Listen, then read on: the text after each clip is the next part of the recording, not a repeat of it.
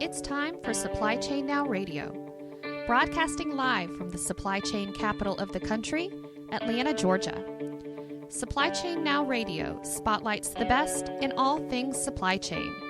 The people, the technologies, the best practices, and the critical issues of the day. And now, here are your hosts.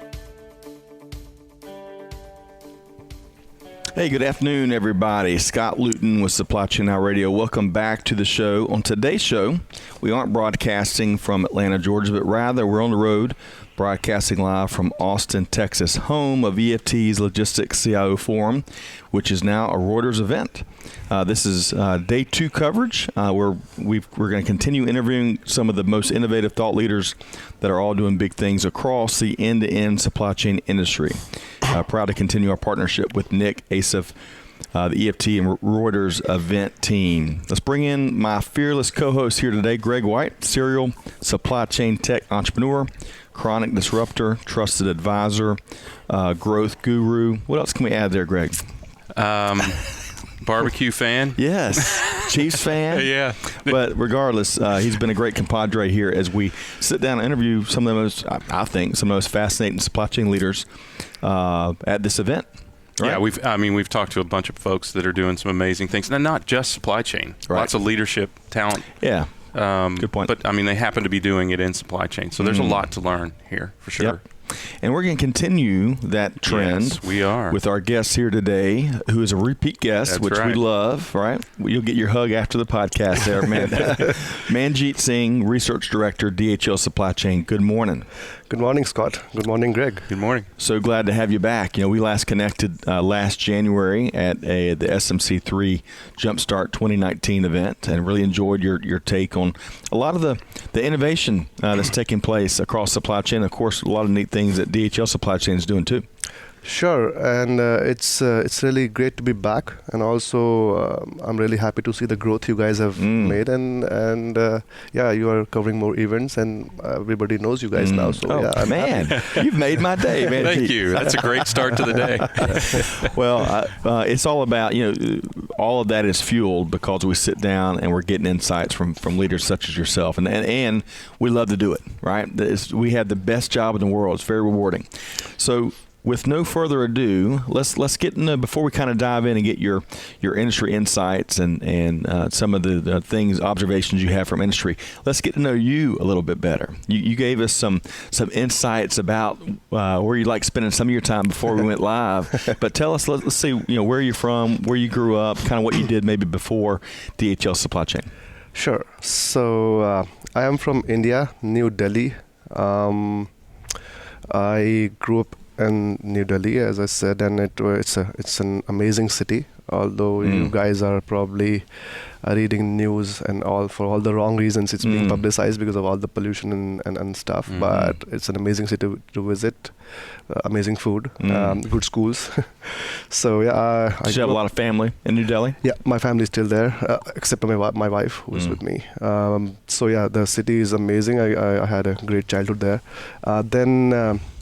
My undergraduate was in mechanical engineering, which was my father's choice, not mine, as it happens in India a lot. Very traditionally Indian. Yeah. So yeah, then I worked for a automotive company, Suzuki. I did some design work for them. Then I moved on to America. I did a master's and PhD in industrial engineering, focusing on operations research from Ohio University. And then I did my first job was with NetJets, the largest private aviation company in the world. NetJets, okay. Yeah, it's a Berkshire Hathaway company. And then I moved on to DHL for the last four and a half years. I've been working with DHL, and it's been really exciting. The way you guys have seen the growth, supply chain in itself is, I think, the most exciting field to be. There is a lot of movement. There's a lot of innovation that is needed, and hence we have all these great conferences and great things to discuss. Yeah. So. Agreed. There's no shortage of topics to talk about in terms of what's going on. Absolutely. And it seems to be really coming on at a quicker and quicker pace over the last 4 or 5 years. I think logistics basically is the result of how people behave and what they've been provided. So I think after Amazon started their Prime delivery and similar things happened in Asia from companies like Alibaba and JD.com. Things have changed completely and maybe forever. Now customers don't behave the same, so logistics companies can't behave the same either. If I want my product in 2 days, or in the case of Prime now 2 hours, then the companies have to adapt. Right. Right. So it's interesting because I think that was a latent desire of consumers, and Amazon, they didn't invent it. They just enabled it first. Good point. Or early, anyway. I mean, absolutely. And I think now that the dam has broke, that people will never go back to wanting lesser service or slower service, right? So before we go too much further into the business discussion, I got to call you out because I learned something about you before we went live that you kind of have an affinity for stand-up comedy, right? Yes. And so are you maybe you might be a talent evaluator for these folks, right? Yeah. Tell us more. Where did you when did you begin enjoying stand-up comedy, and where do you go to consume it? Sure. So I watched a lot of stand-up comedy on Netflix initially, and that went on for many years. Then finally, I think a year and a half ago, my wife, we live in Columbus, Ohio, so my wife found this neat comedy club in Columbus near our house, and I forgot the name though. Okay. So and she said, like, we've been watching a lot on Netflix, how about give them a shot live? And I said, why not? So we went there and we had a really great time. Then I thought, since we liked it, for that year, last year Christmas, for those Columbus Funny Bone. Columbus Funny Bone. Malcolm, the research team, just came through for us. Yeah. So I took my wife to New York for 6 days for the Christmas holidays, and all we did is have good food, walked around Manhattan, and watched stand-up comedy. Wow. Each and every day we used to watch 2 or 3 shows, which was 15 or 20 stand-up comics. You're a serious fan. Yes. Yeah. And then after that, she got hooked, because before that, my wife was like, New York is not a good place. I don't like it. And I was like, I'll try my level best. And now she likes it. Yeah, that's because great. of that 6 days of act of a lot of stand-up comedy, I think changed. That's fantastic. Love that. Yeah. So food and stand-up comedy will change a lot of minds. yes. Amen. So I know you mentioned that you love the kind of the up-and-comers, right? The folks who are still kind of figuring out their craft and playing probably a lot of smaller audiences as they build that following. But any stand-up comics in particular that you really enjoy the most? Kevin Hart is special. He has a talent. Even if he says the most mundane thing, it just gets you. Yeah. I think it's not about what you say. It's about how you connect with the audience. Yeah. I think you might say the same joke out loud and it might sound silly as opposed to funny. But it's about, I think, and Stage presence. Delivery. Presence, delivery and the pauses and how you are as a person, I guess. Some people just connect. Right? Okay. He's really good. Jack Black is pretty good. Not Jack Black. What's his? Lewis Black. Yes. He's pretty good. Okay. Although he has one way of delivering his stuff where it's almost like a hate speech, but it's fun. But it works. It works. It's fun. Yeah. All right. So I'd love to keep talking stand-up comedy with you because clearly it's something you enjoy, and I bet you got some other interesting insights around it. And but one final question: no interest in becoming or practicing your own stand-up comedy, or is that a possibility? Who knows? I guess. Life. Do you see that glimmer in his eye? Do you think you're funny? I don't know. It depends on the situation. Sometimes I am, sometimes I'm not. I think that was funny. I can see it. Yeah. Manjeet, I can see it. Yeah. So make sure you let us know. Give us invites on your first stand-up act. Sure. Okay. So back to work. No, I'm kidding. Back to the stuff we love talking about, which is end-to-end supply chain. So let's talk more, if you would. Most folks have heard and probably have interacted with people from DHL and DHL Supply Chain. But for the 3 people that maybe haven't, What is DHL Supply Chain? What does the organization do? So DHL Supply Chain is the world's largest third-party logistics company, and we're also the largest in North America. What we basically do is we manage, I think, the warehouses and transportation of all the who's who, all the big companies you know of on the planet. So, the cool thing about your role that I enjoyed in our first conversation, the first podcast, is you're kind of like on the cutting edge, right? As research director, you're figuring out in a very practical manner some new ways that DHL can continue to serve its customers even better using technology and other things. Tell us more about what you do. Sure. So a lot of things have changed, by the way, since we met last time. Yeah. What I was doing last time was I was working in a team called Solutions Design, and we try to find the best solutions which help our customers, existing customers, in re-engineering their warehouses and also putting the best bids which we could support. What has changed with my role is now I have completely moved on into a role which is basically just about innovation.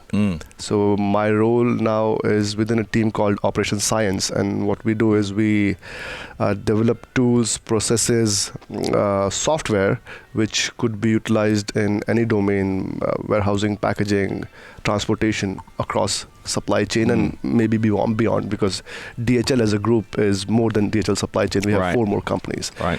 So that's what my full-time role is now, and it's exciting because as the things are changing, and every company, including DHL Supply Chain, is finding the need to grow more and more research teams and also find the right kind of balance between being practical about implementation and also doing enough research so that whatever we implement is futuristic enough to be utilized 5 years from now on as well. One of the areas we talked about, and Greg, bringing you back in, and we're talking about some of the packaging changes and packaging evolution. Yeah. What'd you call it? Cube adjusted weight. Cube adjusted weight. Yeah, I think that's similar to what we were talking about, right? I mean, dimensional weight is. It's easier to say. No, I like easier to remember.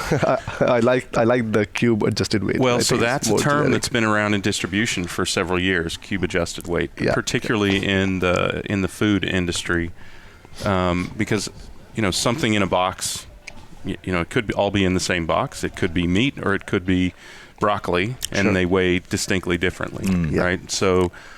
For carriers to manage their costs, they had to do that.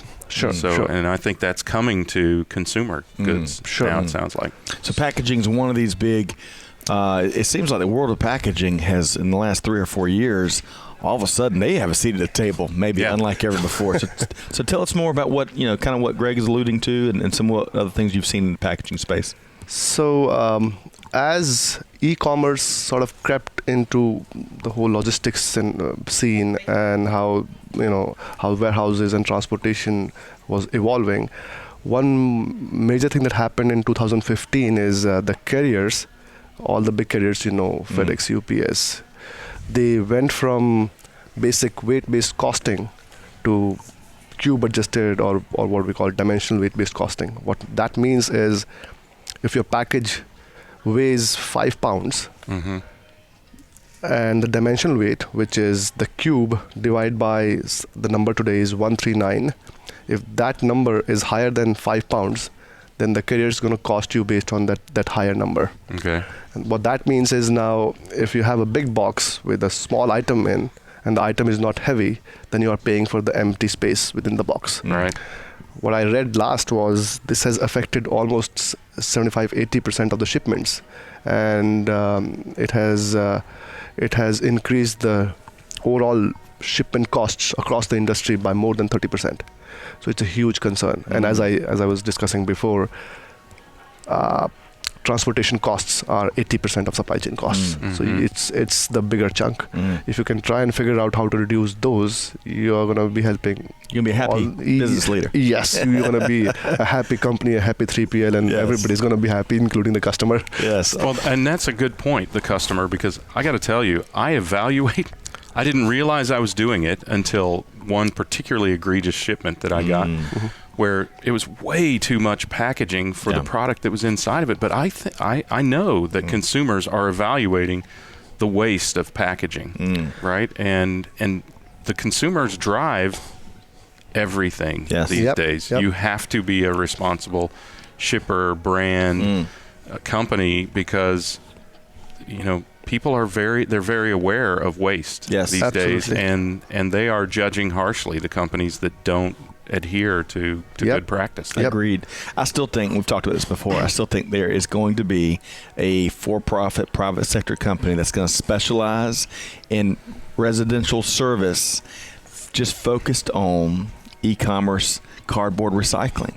We were talking about the personal balers or something, and having a hands-on concierge service, because to your point, Greg, consumers are looking at these packaging in such a new way, in such an engaged way, and that's going to only continue as we've seen some of the generational transfers and some of the different characteristics of those.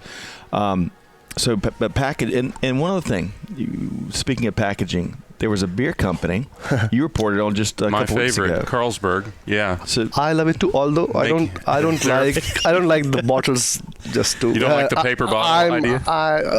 Maybe the idea is better than maybe glass, but I'm a draft guy. I just can't have bottles. But if you've got to drink it in a bottle, at least make it easy to dispose of. Right? For our audience may have missed that podcast, what are we talking about? Yeah. So Carlsberg is going to start making paper bottles. They've got a prototype out now. I was talking to some friends in Denmark, and they expect that it'll probably be 2020 or 2021. I think it could be longer before they're able to produce one. It's going to be lined. It'll have to be lined, obviously, because the beer would soak right into it. And paper beer, no. But even the lining is recyclable. So they're making a good faith effort, right? I think back to how many of us became accidental environmentalists, because when I was a kid, you recycled bottles. There weren't bottles you didn't recycle, right? And plants, Coca-Cola and Pepsi plants, they had washing mechanisms to clean every bottle and reuse them. So, I think we have to be more aware of that. At the same time, I'm really concerned about the amount of paper. Yes. Everybody talks about plastic in waste, but the amount of paper in refuse yards is multiples of the amount of plastic in them. So we have to figure out something. We have to figure out something to do with that. But any story that involves beer and recycling, I'm interested in. Any story that involves beer, I am interested in that too. Yeah. Especially if it's a draft beer and draft, 3 guys walk in a bar. That's right. Those stories are always fun. Which is a shame. They should have seen it coming. So the drinking of draft beer is probably the most environmentally friendly thing you can do. Often you reuse the glass that you have. Right? You don't? I try my best. Yeah, that's right. That's good. That's good. I appreciate your contributions to the environment. Going back to the packaging topic, apart from, as you rightly said, apart from reducing the costs by minimizing how much empty air you ship, you're also being green. Yep. So how we do it at DHL Supply Chain is, so my group, we built a software which we call Optic Carton, and that software actually helps companies, all our customers, figure out what is the right size boxes they should keep in a warehouse. Now, mind you, it's a very interesting and a very complicated question. Yep. Why? Because imagine a warehouse which has 10 million shipments in a year, and if they have, let's say, 10 different carton or box sizes. Right. Now, how would somebody come up with 10 box sizes for 10 million shipments, which they don't know how the combination of orders would be? Because each and every order can have a different combination of items in it. Right. That means if you become a profit based on just your experience, there's a huge chance it won't work out, right. which is true. We saw that this is happening across the industry, and we actually worked on algorithms and created this software, and the software is patent pending right now in the US, and it finds the best size cartons that the facility should keep, but also we evaluate what we in industry we call make to order packaging machines. These machines can package the orders real time and provide the best fit carton for it.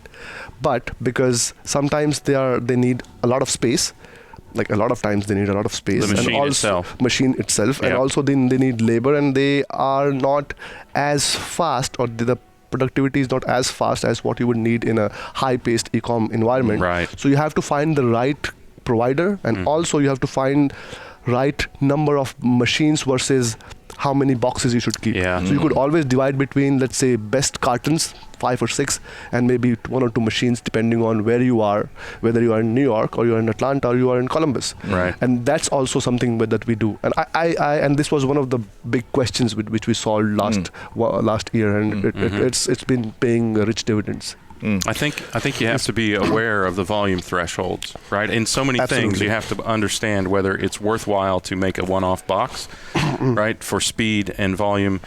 And ultimately, look, let's face it. Ultimately, it comes down to cost effectiveness, right? And we have to make sure that there are cost-effective ways to be friendly to the environment. Else, we don't have the predilection to be friendly to the environment. So absolutely. That balance is really tough to strike. And we have to constantly be seeking that. Yep. So beyond packaging, and we could probably have a whole podcast series on packaging. Maybe we should. A daily show. I think so. I guess. And you know, there's it's certainly important enough, right? Yep. And one of the things I like that Amazon is doing is offering to bundle the items, right? It might delay your shipment a day, but like we've talked about on 1,000 shows, do I really need those socks in 2 days? Right. You know? You can schedule to have a certain delivery day. Right. And I love that. Okay, so what else? I know you're between the work you're doing with the customers and your teams and all the cool cutting edge stuff that DHL is doing, and then of course I know you do keynotes and get out these events like we're here today. Beyond packaging, what else has really jumped on your radar here lately? Couple of really important and sought after initiatives across supply chain logistics is basically robotics, automation, and terms like artificial intelligence, machine learning. And I think right now is the space where everybody's trying to figure out where all these different solutions fit and in what combination. Do I need robotics to improve my packaging, picking, or shipment in any form? Or do I need a smart algorithm which runs behind the scenes and makes the worker more efficient? Right. Or do I need a combination of two? Right.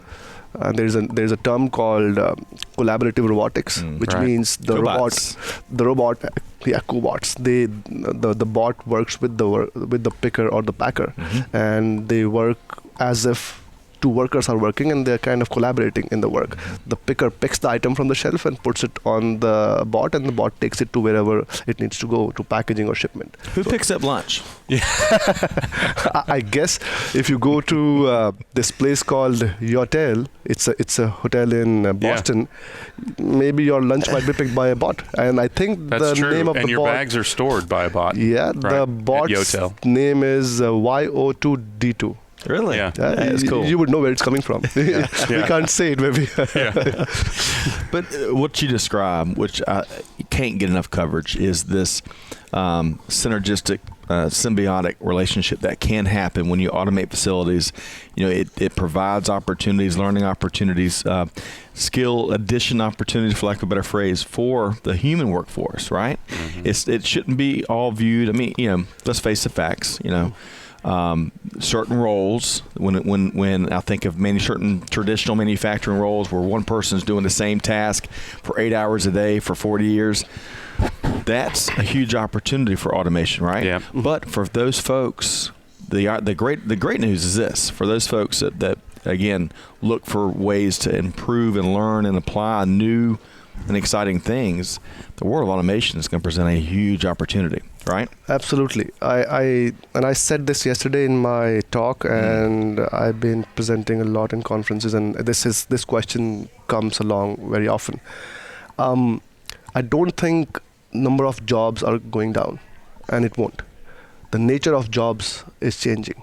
So we should adapt. The kind of jobs that were repetitive, that did not need much intelligence, those would be passed on to the bots. But because bots do those, we have free time to do more optimized work. Right. Plus human optimal work. Plus we need to still figure out how to interface with the bot. That also creates opportunities, because the bot still needs certain level of configuration and direction from the human. And that would mean that now skills like coding, skills like problem solving, or skills which are more applied IT, I think they would catch up, and there'll be some element of these skills even in operational jobs within a warehouse, which did not exist before. Agreed. And I think at what I'm seeing, especially in our company, DHL Supply Chain, is we are finding the right balance of how to train our folks in understanding automation. First of all, we have a center of excellence around automation and around these new solutions which are backed by machine learning or advanced optimization, such as my team, and there are many more teams like that within DHL. And we ensure that once we have enough people who understand this thoroughly, whether it is a robotic solution or it's a machine learning solution, then we pass along the knowledge such that it's transferred to possibly each and every warehouse and each and every transportation solution. So that and even if the associate or the warehouse does not need it today, maybe it's preparing them for tomorrow. And so gradually you imbibe this as a culture. The technology is a part of you. It's not a hindrance. It's not replacing you. It's just helping you. Right. That's what it's supposed to be anyhow. So Well, the truth is, 10,000 workers in the workforce are leaving every single day, and they will not be replaced. That's the baby boomers are the largest generation in the history of Earth. No generation is even remotely the same size. And with fertility rates decreasing, then population reduction is inevitable. And yet, people have more and more demands of the supply chain. Those will have to be met by somebody, right? Absolutely, right. Absolutely. And people are more educated than they've ever been in most countries, right? They're more educated than they've ever been, and they don't want the jobs that the bots are taking, and they don't want the jobs that AI is taking, and that's why this progression is. It's not just beneficial. It's absolutely necessary, right? If you go to a warehouse or a location where transportation management is occurring, you would see there is a lot of moving parts. And even if you take out the repetitive jobs, there is a lot that could be achieved. Some that people have already figured out that there are certain jobs which we should focus on more, but there are many more which we may have overlooked, which needs more thought, more time from associates, which needs more thought process, more thinking, and that's what robotics is giving us, time to think and actually create new jobs or new opportunities which don't exist today. Interesting. And we were talking with one of our podcast guests yesterday about how robotics and AI are taking over a lot of the mundane tasks so that humans can spend their time on more of the value-added components of the business, any business, supply chain or somewhere else. Sure. And customers win, right? Absolutely. Customers are winning because they're getting higher. They can get higher service levels. They can get more attention in certain businesses. So. So as we kind of wrap up this interview here this morning, I feel like we've reached into the next question a bit, right? What's coming in the future? Well, if you had to break out the crystal ball, right, and whether you're making a prediction for 2020 or something a couple years down the road, what's one neat development to look for? Do you think whether it's technology related, whether it's supply, just operationally, whether it's packaging? What's a neat prediction you'd make? Let me make a prediction for 15 years down the line. Okay, I like that. I see warehouses, transportation operations, supply chains, basically even places like retail stores. These would be not a solution, a one solution oriented or a multiple solutions oriented location. They will be almost like there will be a symphony of how these different solutions would interact. And you as a consumer or you as a viewer would never be able to figure out which solution or which system is doing what, because all of these systems, including robotics, machine learning, optimization, common sense, which I value the most, all of this is going to interact in a very seamless manner. So products coming in, being sorted by conveyors, then robots picking them and putting them in the shelves, then humans picking them along with robots, which may be the same robots, maybe different robots, and then going to the packaging lines, and all of this happens without any disturbance. It's almost as seamless as you can imagine. It's all this work happening, imagine, in zero noise. Yeah. Zero noise physically and zero noise technologically. Yeah. That's what we are working on today, to make all this interaction between humans, robots, different systems, different algorithms, different software as seamless as possible. Yeah. And I think in 15 years we'll achieve it, and we'll be in a much better space. Yeah. Love So that. I'm very optimistic at where we are going. Less waste, better service, Absolutely. more speed. Absolutely. Seamlessness, frictionless. Yes, right. it's going to be a symphony of synchronization. Absolutely. That's what I'm hearing. And Love then we'll just have... Well, you guys have the wherewithal to make it happen. I mean, right? This is not something. This symphony is not something you can undertake with a single small enterprise. It probably will require a number of disruptive enterprises to contribute to it. Absolutely. But someone with an overarching view of what the future should arguably look like needs to bring all of that together. It's got to be a fascinating... Absolutely. I think everybody plays a role. I see a huge role of academics, because they bring in the theoretical knowledge, which at the end transforms into all the intelligence we see in robots or the algorithms. Then we see a huge role for third-party logistics companies to take the research and make it more practical and usable. And then we see a huge potential for folks like you guys to actually make sure that if something is happening in a corner of the world, it should be spread to all parts, and everybody can learn from it and actually imbibe in their day-to-day life. Yeah, love that. So you guys are really important cog in this whole system. I really appreciate that, and very well put. You know, we're growing our spotlight to hopefully share a lot of these stories that don't get enough airplay. So absolutely. But it takes thought leaders like yourself, you know, to really keep pushing and leading the industry into, you know, addressing some of these issues. Which, you know, we talked yesterday, Greg. I can't remember who it was. But we talked about how some of the things have been going on for years and years. It's good enough, right? And when you challenge people on, well, it is good enough, but we really could do this now. You know, there's such... Scott Oslin. Yes, yeah. Scott Oslin was talking about that, because that's the tough part when it comes to change. One of the toughest parts that comes to change management. You know, when we asked, well, we've always done it that way, right? Yeah. And it's good enough. It's serviceable. We use that term a lot. Yeah. But gosh, technology and a lot of things that Manjeet's talking about is presenting such these huge opportunities to take a good enough process, right? Six Sigma, to what's the future hold? You know, right. Six Sigma may be something that was good enough for the 80s or 90s, you know, by the time all this stuff plays out. Absolutely. I guess the future is zero defects. Yes. And as you said, I think we've been talking about this as a disruptor. In my mind, it looks like a disruption, but it's more of a facilitation of what we want. Yeah. So if you think about this as an aid, as a help, of somebody who is walking fast enough but could be walking faster, then that's how you should view the technology and view what's happening around in the world of logistics today, as opposed to thinking this is just disrupting and changing how I've been working. Right. That hurts.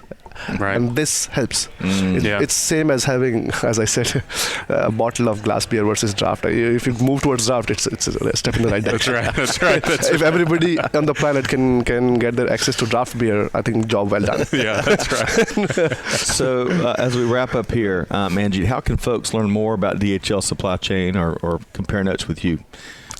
I would say I think so. There are various folks, even more knowledgeable than I am, who go out and present at various conferences, and they talk a lot about what's happening in each and every sphere within DHL supply chain, whether it is a certain operation or certain aspect of warehousing, whether it's picking or packaging or robotics. And I would say that's a good way of learning more about what we do. We also are pretty active on LinkedIn. Yeah, very much so. And you would see newsletters coming out where they talk a lot about what we call technology radar, which is the different technologies which DHL is focusing on. And we discuss a lot of what's happening now and what we are thinking about 5 years down the line. And also the website, and of course people can reach out to me or people whoever they find in conferences, and we will be happy to give more information on whatever is going on. Outstanding. And for our listeners, you can always check out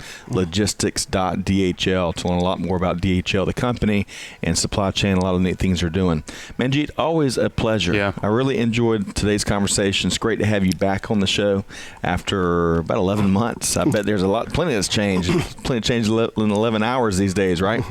Manjeet Singh, Research Director, DHL Supply Chain, hailing from Columbus. And if you're in the Columbus area, clearly the Columbus Funny Bone is a good place to go, right? Absolutely. Where's a good place to get draft beer? I mean, let's just complete the circuit.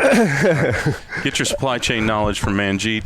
Stop at the Columbus Funny Bone. Where do you get draft beer in Columbus? Many places. I would go to either North High Brewing or I'll go to an Irish pub called Fado, which is in Eastern area. Amazing places, both of them. Yeah. And thanks a lot for having me here, and it's always a pleasure to talk to you folks. Thank you, Scott. Thank you, Greg. And, of course. And I see the growth, and I wish you best of the luck for the future as well, because we need people like you. It won't be possible without folks like you to spread this fast enough. Thank you very much. Really appreciate that. We're trying hard. To our listeners, stay tuned as we continue our coverage of the EFT Logistics CIO Forum, a Reuters event right here in Austin, Texas. You can also check out our upcoming events, replays of our interviews, other resources at supplychainnowradio.com. And Greg, where else can they find us? They can get us. I'm going to start with YouTube.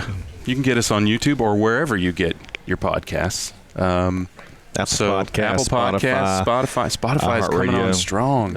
Huge gains there. Big article about them this week. So wherever else you find your podcast, check us out. Be sure to subscribe so you don't miss anything.